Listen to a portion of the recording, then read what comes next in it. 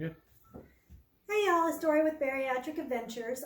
I'm here today to kind of go over how to make some freezer jam. It's no-cook freezer jam.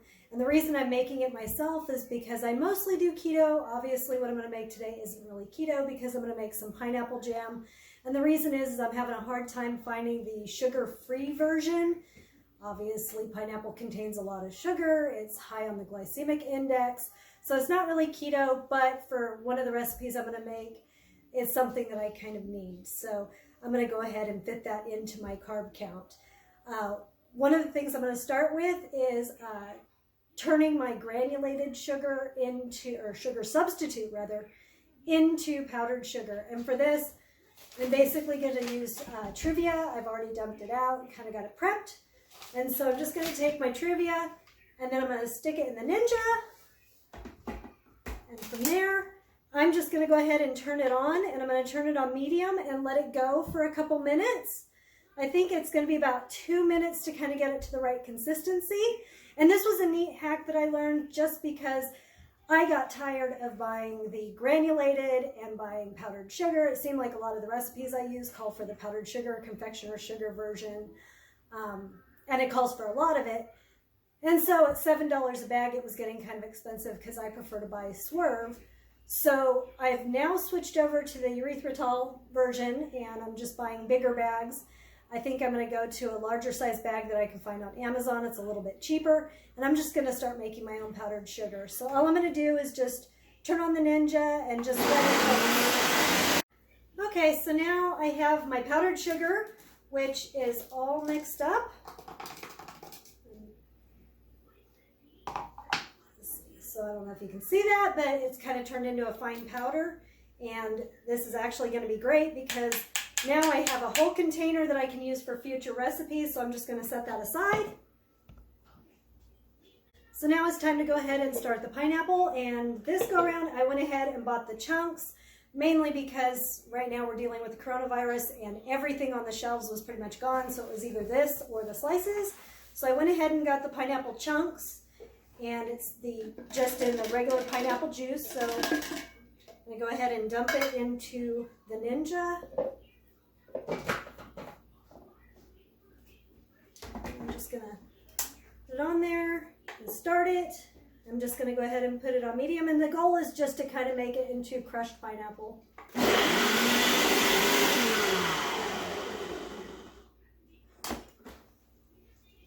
Mainly because the recipe that I want to put it in, I just need the pineapple flavor in kind of a jelly or a jam consistency. So it's going to be kind of liquidy.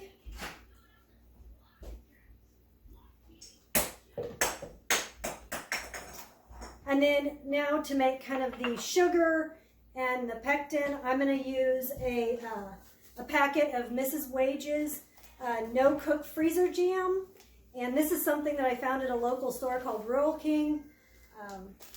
I'm sure you can find it at other places, but this is what I'm going to use. And because I'm doing such a small batch, I'm only using 1/4 of the packet.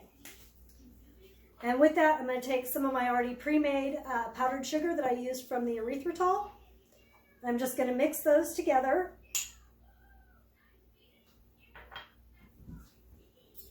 And just stir them together.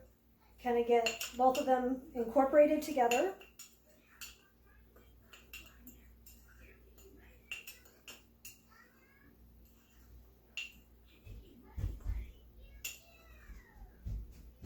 Once they've both been mixed, I'm going to go ahead and mix them with the pineapple. As my little guy comes in to say hi. You're right here? Okay. Okay, and I'm going to go ahead and stir the mixture into the pineapple. And I'm going to go ahead and mix this in for a little bit. Would you like to sit here and watch? No? Here. I want to whisper first. Okay, you go ahead and whisper. You want to watch me do this?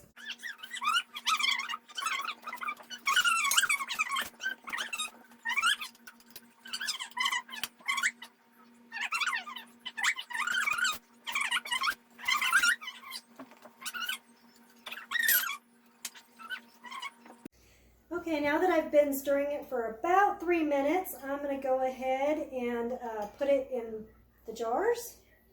As you can see, my helper is left. He kind of went off and did his own thing now. He's out watching TV, I think. So what I'm going to do is I'm just kind of going to split this up between 2 containers, mostly because I don't need to have a large container around the house since we don't use it very often. The recipe that I intend to use this for is actually to make chicken, and I probably make this particular recipe about once or twice a year, if even that. So I really don't need a lot, and I'm going to be mixing it with another sugar-free jam. So I think I'll go ahead and put that into a video as well. So go ahead and check back for that. I'm going to go ahead and seal these up. And then now they're ready to go in the freezer, and then I'm just going to let them freeze, and probably tomorrow they'll be ready to kind of take out and use.